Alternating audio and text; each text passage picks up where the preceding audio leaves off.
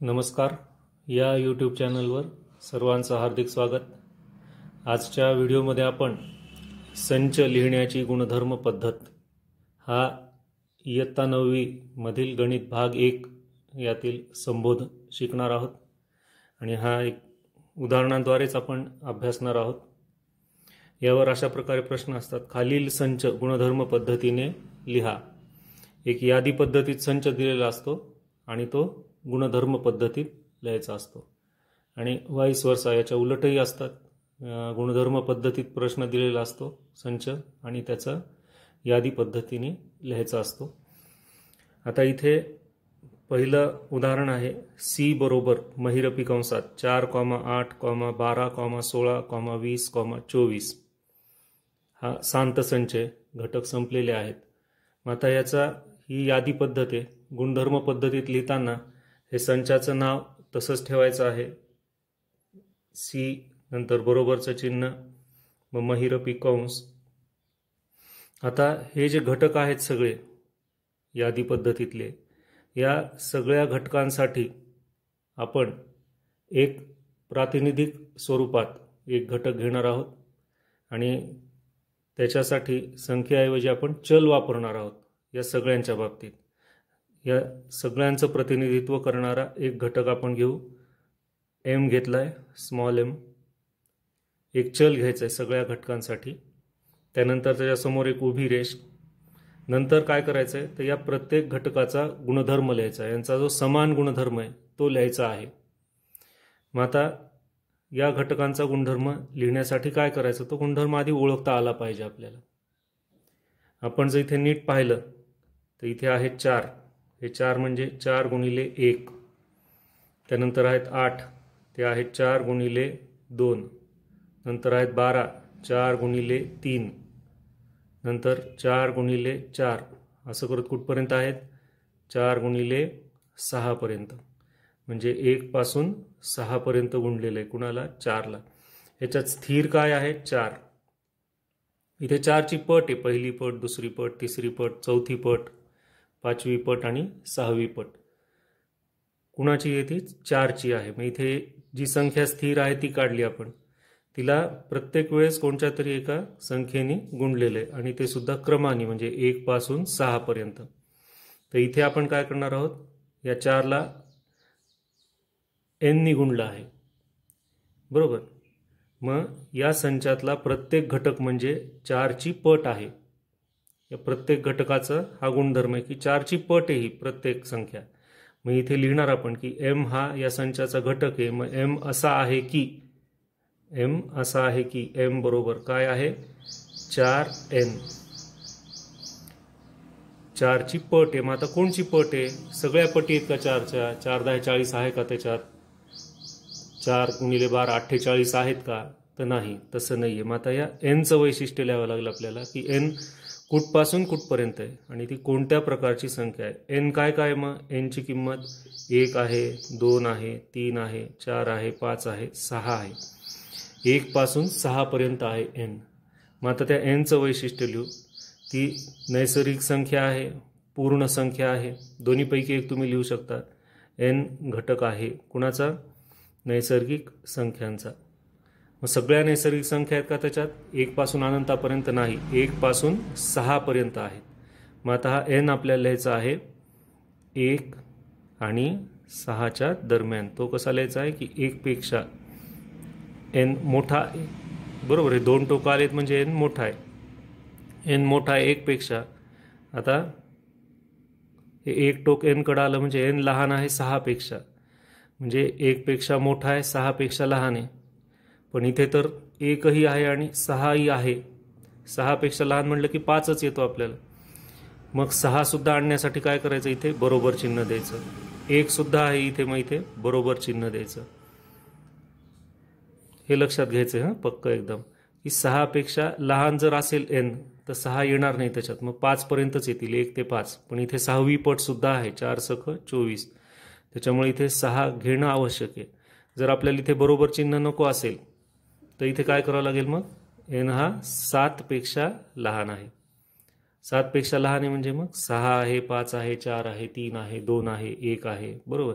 आणि जर इथे 6 लिहायचं असेल आपल्याला तर हे पेक्षा लहानच्या इथे बरोबर सुद्धा करावं लागेल. पेक्षा लहान किंवा बरोबर. n हा 6 पेक्षा लहान किंवा 6च्या बरोबर आहे आणि नंतर महिरपी कंस बंद करायचा. अर्थ काय काय होतं याचा ते पाहू आता. महासंच गुणधर्म पद्धतीत लिहिताना काय करायचं, ते सी नाव तसंच ठेवायचं, नंतर बरोबर चिन्ह, महिरपी कंस. इथल्या प्रत्येक घटकासाठी एक चल घ्यायचा आहे. कोणतंही एक चल घेऊ शकता, ए पासून स्मॉल झेड पर्यंत. त्याच्यानंतर उभी रेघ. उभ्या रेघेनंतर काय करायचं आहे, या घटकाचा गुणधर्म लिहायचा आहे. मग हा प्रत्येक घटक जो आहे याचा गुणधर्म सारखा आहे, एकाच संचातले आहेत ते.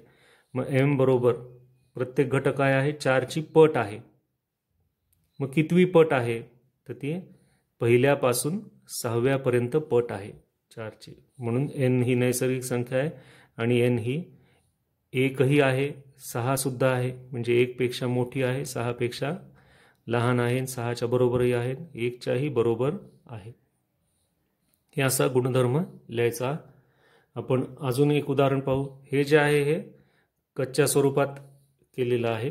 हे सुद्धा तुम्ही कुठं करायचं आहे, मग ज्या कुठल्या पानावर तुम्ही उदाहरण सोडवत असाल, वहीवर असेल, उत्तरपत्रिकेवर असेल, तर तिथे शेवटी तुम्ही एक रेष मारायची आहे. इथे हा तुमचा उत्तरपत्रिकेचा कागद आहे, त्याच्या शेवटी एक रेष मारायची आणि इथे लिहायचं आहे कच्चे काम.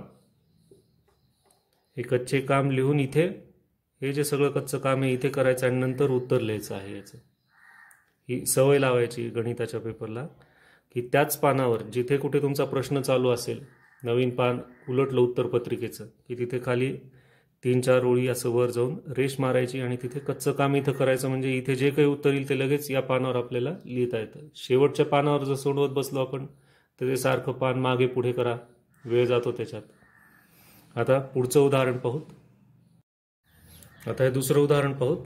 एम बरोबर, संचाचं नाव आहे एम बरोबर महिरपी कंसात 1,8, 27, 64, 125 महिरपी कंस बंद.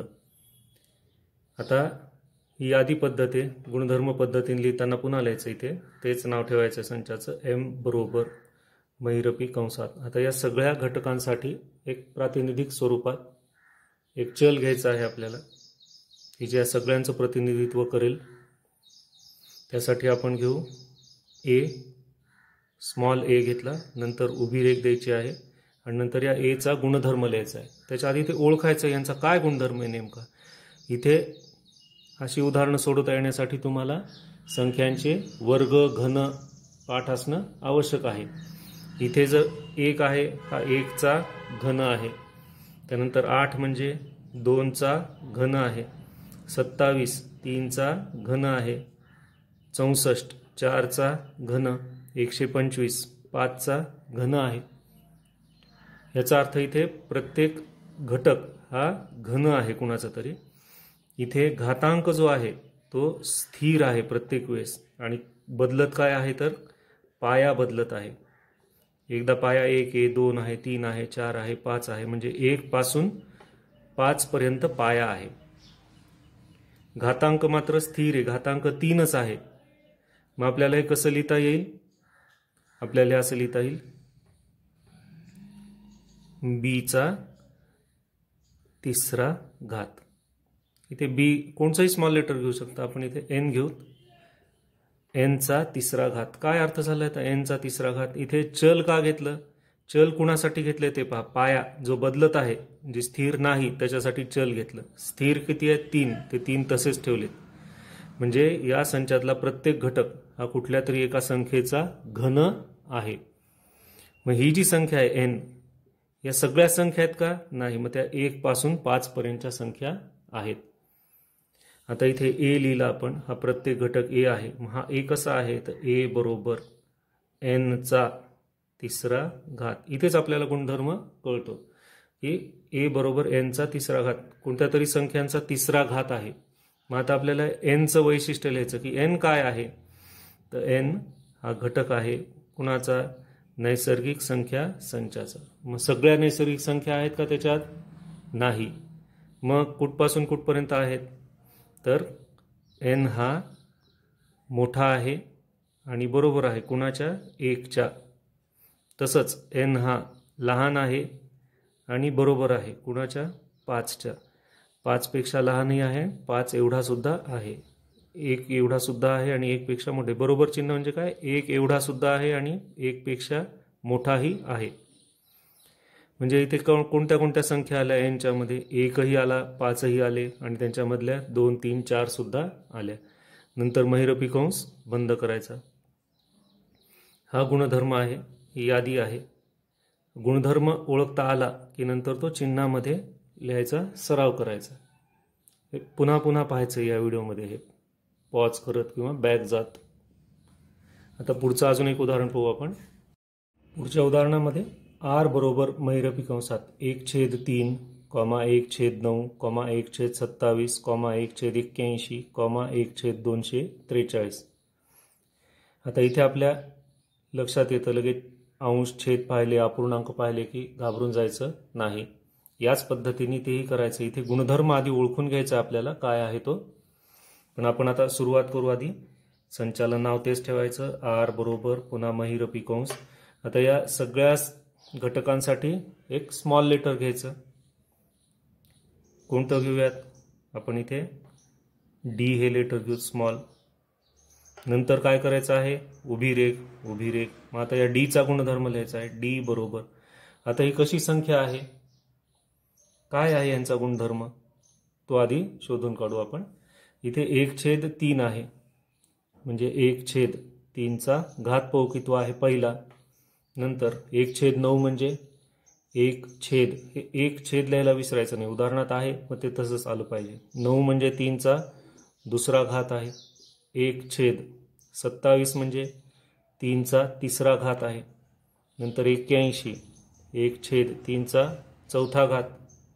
आणि इथे 1/243 म्हणजे 3चा पाचवा घात.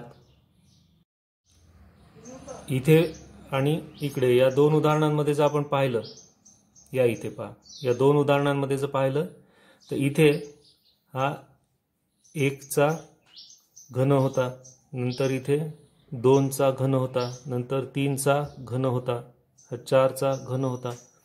इथे म्हणजे पाया बदलत होता आणि घातांक स्थिर होता. पहा नीट, पाया बदलत होता, घातांक स्थिर होता. या उदाहरणात नेमकं उलट आहे. इथे पाया स्थिर आहे, पाया स्थिर आहे. किती आहे तो? 3 आहे. मग पाया 3. बदलत कोण आहे? मग घातांक बदलत आहे डोक्यावरचा, मग तो घातांक बदलत आहे. पण हे सगळं कुठे आहे? छेदात आहे. 1/3चा n वा घात. हे याच्यावरून करता आलं पाहिजे. हे एकदा आलं की यादी पद्धतीचा गुणधर्म पद्धतीत बरोबर होतो संच. इथे 1/3चा पहिला घात आहे, 3चा दुसरा घात आहे, 1/3चा तिसरा घात आहे. म्हणजे 3 पाया आहे तो स्थिर आहे. बदलत कोण आहे? घातांक बदलत आहे. मग त्याच्या जागी चल घ्यायचं. जे बदलत असेल त्याच्या जागी चल घ्यायचं, जे स्थिर आहे ते तसंच ठेवायचं. इथे पाया बदलत होता, त्याच्या जागी चल घेतलं. घातांक स्थिर होता तो तसाच ठेवला. आता प्रत्येक वेळेस तिसराच घात असेल असं नाही, दुसराही घाताचं उदाहरण येईल. इथे सुद्धा 3च असतील असं नाही, इथे 4 असतील, 5 असतील, बरोबर. इथे 4चा पाढा आहे. इथे जर 5च्या पटीतल्या संख्या असत्या तर m बरोबर 5n केलं असतं. हे एक उदाहरण पाहून त्याचा वापर दुसऱ्या उदाहरणात करता आला पाहिजे आपल्याला. त्याच्यामुळे खूप बारकाईने पुन्हा पुन्हा पाहायचं, सराव करायचा जास्तीत जास्त उदाहरणं. आता 1/3चा n वा घात हे कसं आलं लक्षात आलं असेल. 1/3 सारखेच आहे, फक्त बदलत कोण आहे? घातांक बदलत आहे, म्हणून पाया तसाच ठेवला, घातांक चल घेतलं, तो बदलत आहे म्हणून. मग इथे लिहायचं आपण D बरोबर काय आहे? 1/, हा 1 अंशात लिहायला विसरायचं नाही. हे जर 3 अंशात असते सगळे हे घटक, हे डायरेक्ट असं लिहिलं असतं आपण घातांकाच्या बाबतीत. पण इथे 1 असल्यामुळे 1/3चा n वा घात. आता काय करायचं आम्हाला? आता या n बद्दल माहिती लिहायची अजून, की n कसा आहे नेमका. तर n ही कोणत्या प्रकारची संख्या आहे? पूर्ण संख्या लिहू शकतो आपण, नैसर्गिक संख्या लिहू शकतो. नैसर्गिक संख्या आहे. मग सगळ्या नैसर्गिक संख्या आहेत का? नाही. मग कुठपासून आहेत त्या? 1 सुद्धा आहे आणि त्याच्यात 5 सुद्धा आहे. आता आपण इथे काय करू? हे नैसर्गिक झालं सगळं, आपण आता 0 घेऊन पाहू. त्याच्यात पूर्ण संख्या घेऊ.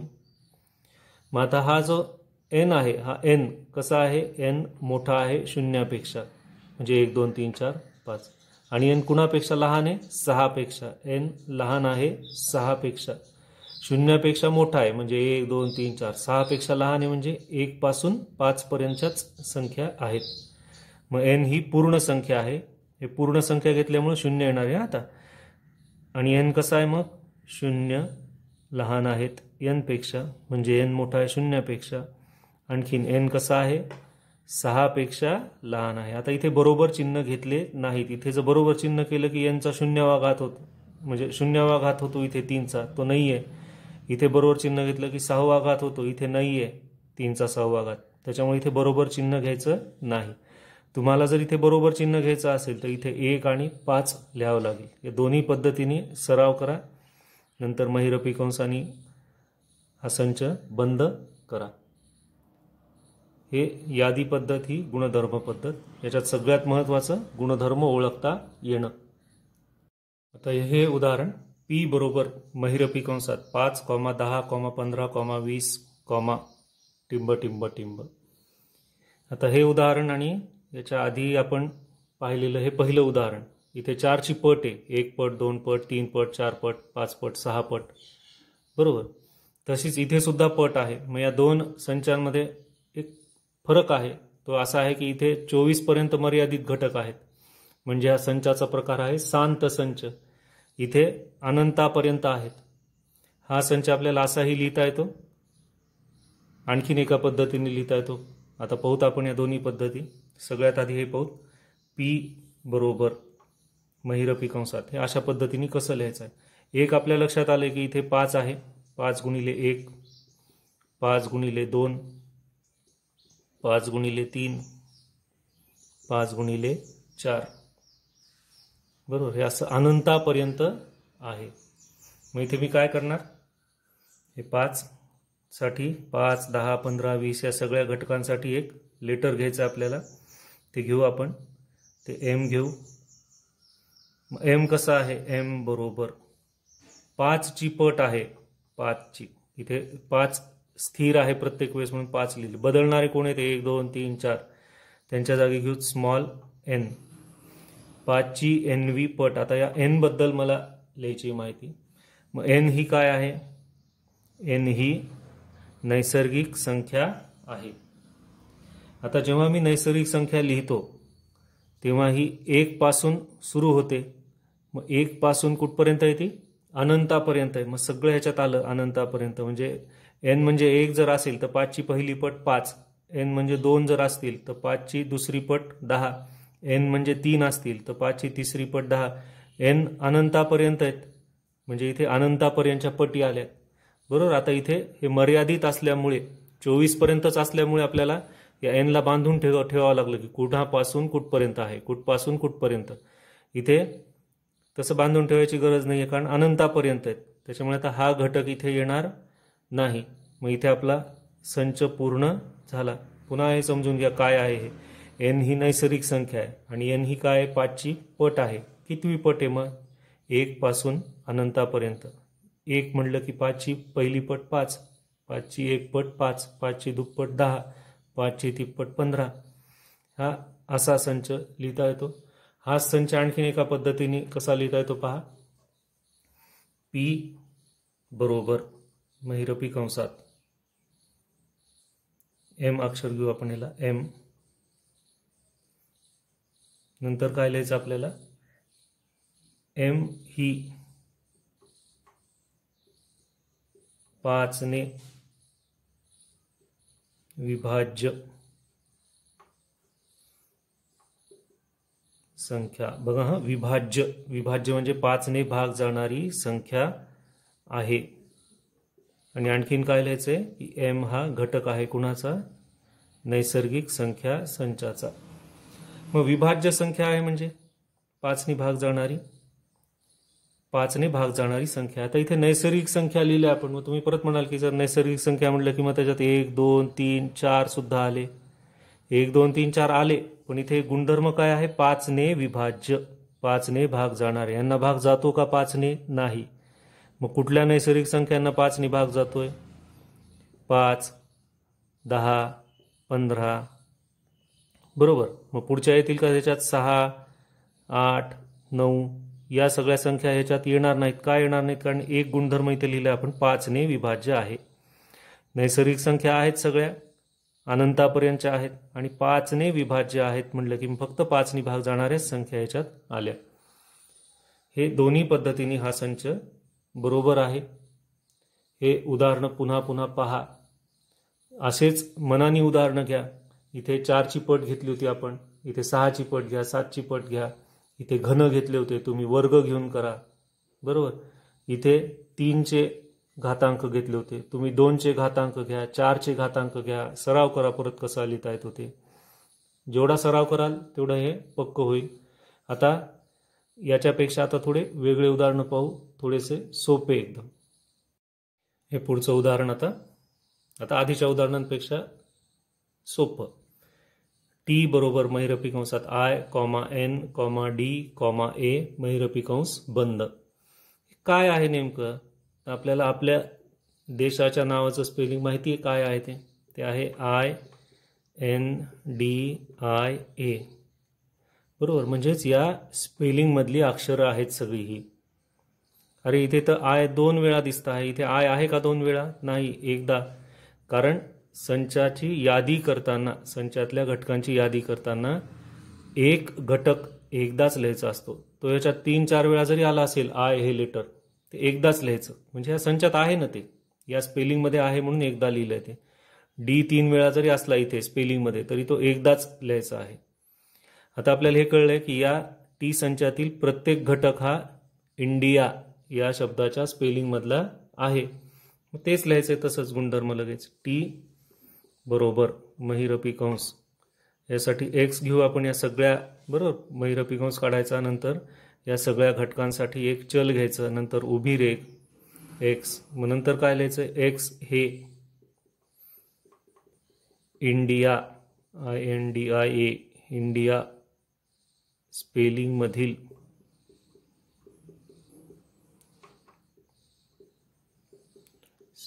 मधील एक अक्षर आहे. नंतर महिरपी कंस बंद करायला विसरायचं नाही. हे झालं यादी पद्धत, ही त्याची गुणधर्म पद्धत. या अशा रीतीने आजच्या व्हिडिओमध्ये आपण संच लिहिण्याची गुणधर्म पद्धत उदाहरणांद्वारे पाहिली. या उदाहरणांचा अजून सराव करा, म्हणजे थोडासा अवघड वाटणारा घटक हा सोपा होऊन जाईल. पुढच्या व्हिडिओमध्ये आपण आणखीन पुढच्या एखाद्या संबोधा सोबत भेटू की जो शक्यतो तुम्हाला अवघड जातो. हा व्हिडिओ पाहिल्याबद्दल धन्यवाद.